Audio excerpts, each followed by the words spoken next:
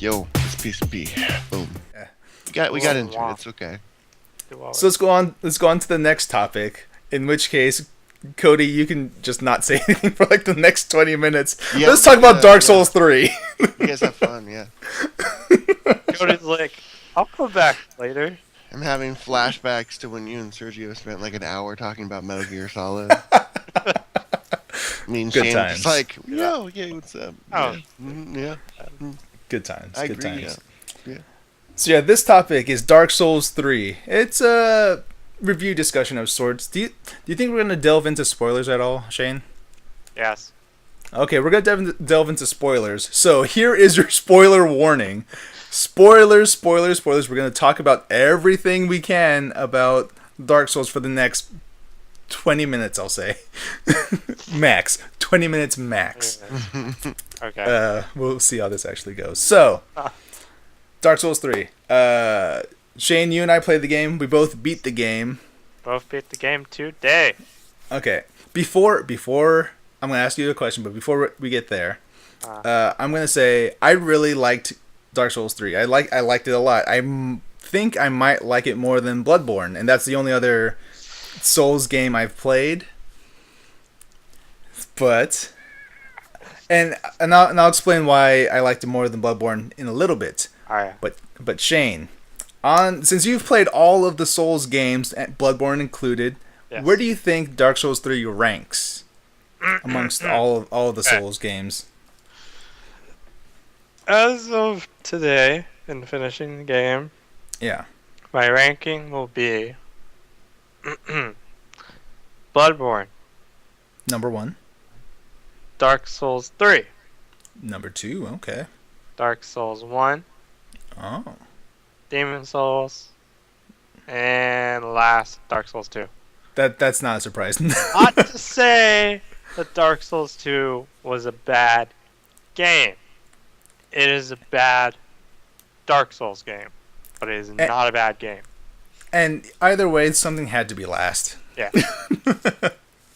But I mean, that's the general consensus that I've seen, that most people don't like Dark Souls 2 compared to the rest of the series. No. I don't know why.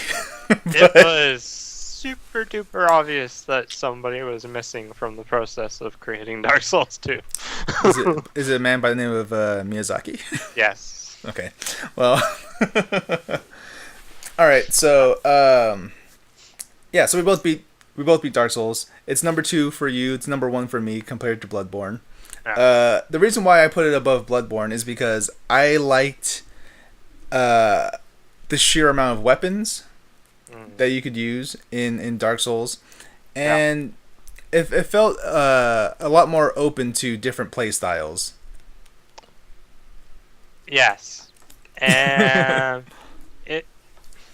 Granted, there's one very viable option in Dark Souls 3. It's interesting that you guys say that, because one of the things that I did see on Reddit a lot, everybody's bitching about, there's only 4 builds that are any good. This game's bullshit. So you guys are like, oh yeah, there's lots of good builds you can use. I'm like, oh, okay. That's what I was about to say. The game is a lot more versatile in terms of what you can do. Yeah. In terms of how easy of a time you're going to have doing it, no. Okay. There are specific things that make the game a million times easier. I know, Jordan, that you're about to say stuff. Hold on. Hold on your horses. Okay? Yeah. I'm going to use an example. There's part of the game where you first make it to this one area and you go across the bridge and a giant dog monster appears behind you. Yes. Yes, you remember that part. I remember that. Yes.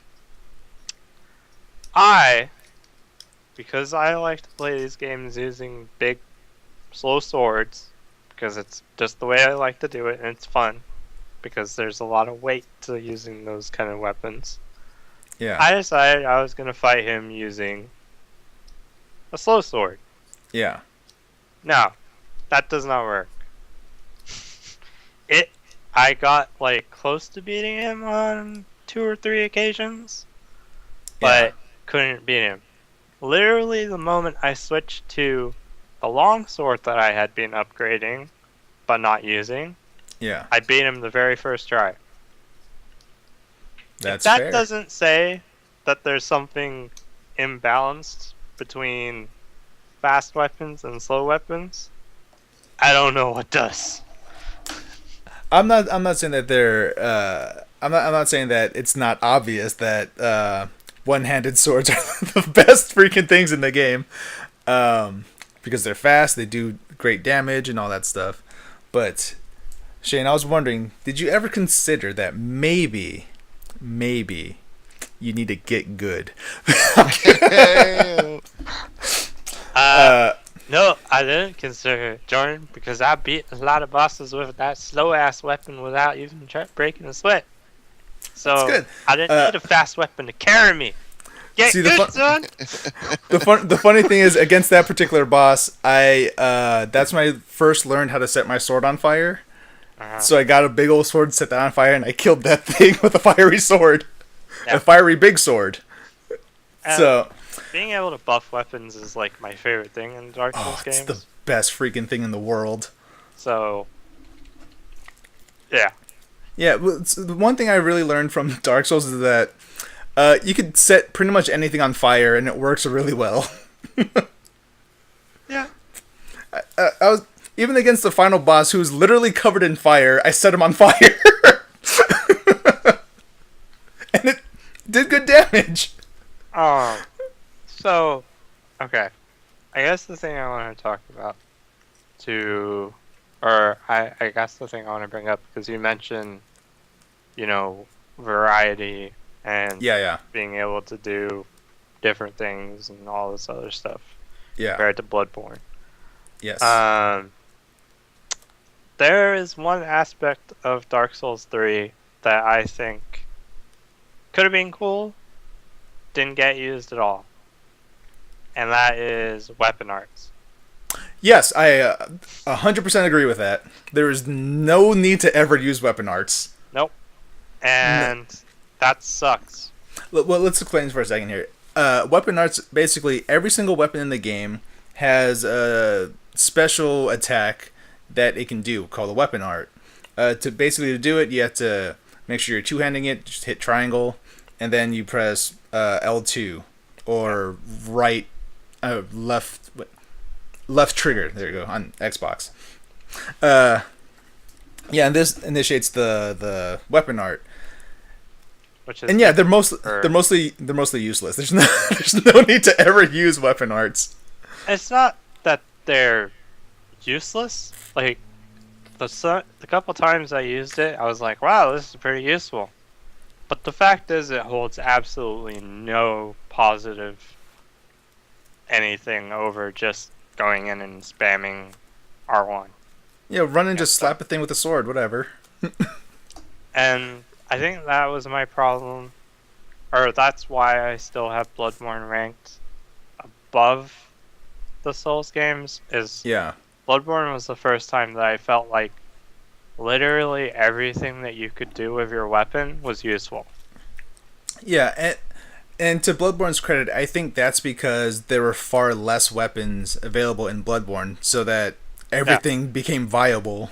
Well, that's what I mean, though. Bloodborne, I know a lot of people knock it for not having as much variety of weapons and stuff as Yeah. Dark Souls games, but I felt like they were able to do way more with less.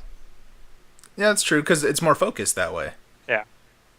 The only reason why I liked having the variety in Dark Souls is because I am the type of person that whenever I get a new weapon, I like to try out the new weapon, play with that for a little bit, and then go off, maybe switch back to what I'm used to or whatever. But I like to approach different scenarios with different tactics. Mhm. Like, for a while I was fighting a boss. Who was it? It was the dragon armor guy on the bridge. Slayer. Dragon Slayer armor. Yeah. Yeah. I was fighting him like for the longest time. I was just trying hit him, back away, doing the normal, hit, leave, hit, run, hit, run. Yeah. And that wasn't working out for me. And so I was like, okay, let me go at him differently. So that's when I started throwing more and more pyromancy at him, and then I utterly demolished him. Like when I did that. Yeah. Um, and my problem with Bloodborne is I never had an opportunity to actually do something like that. It was either hit him with the big sword until he's dead. It's basically the only way I could beat anything in that game. Yeah. No, that's true. Bloodborne was a very weapon-focused game. Yeah. There were the... whatever they were called. I don't remember off the top of my head. There were the items that you could use that were kind of like magic. Oh, shoot, what were they called? It's like gadgets or something like that. But Yeah. they definitely took a backseat to melee weapons. Yeah. But Very true. at the same time, I felt like they worked in terms of the world that Bloodborne was in. True, yeah. So you're not really... You wouldn't say a hunter's going to go around and start throwing fireballs at people and being like, sweet! Burn the shit out of that motherfucker! Watch it! Okay, yeah, you can't throw fireballs, but you can shoot a goddamn cannon at them. Yeah. Well, that's a reasonable thing for a hunter to be able to do. I don't know. Nah. But, so... Alright, so I think we've gone on enough about Dark Souls and weapon variety and weapons in general. Yeah. In terms of atmosphere, where would you rank? How would you describe it between Dark Souls and Bloodborne, Jordan? I preferred the gothic architecture of Bloodborne over this mostly high fantasy world that is Dark Souls. But I mean, there are a lot of just breathtaking vistas in Dark Souls. Like after you beat the giant skeleton boss and you walk out into the Boreal Valley for the first time and you just see like the town off in the distance with it's all icy and stuff. It was a very beautiful sight. Yeah. Like it's a beautiful game to look at. I just prefer the more gothic aesthetic of Bloodborne. Mm-hmm. Yeah. I really liked the last boss's area. That was Yes, that was really cool. a pretty sweet fucking area. And Well, like for me, I said it earlier you go first. today, I really liked the idea that From actually deliberately places items in order to guide the player to look in certain directions. Yeah, that's true. I literally never noticed it before somebody mentioned it, and then today when I was playing through again, I like grabbed an item and I was like, alright, time to go do this. And when I turned around I was like, god damn it. This is another one of these fucking things where they placed it just so they can get you to look around and be like, oh shit. Yeah. Yeah, no, the game From is very clever in their level design. Yeah. Like I was running through the Grand Archives, this giant library basically. And when you get close to some of the bookshelves, these giant ghostly arms start like tickling you, and when they tickle you enough, you'll just die instantly. Yep.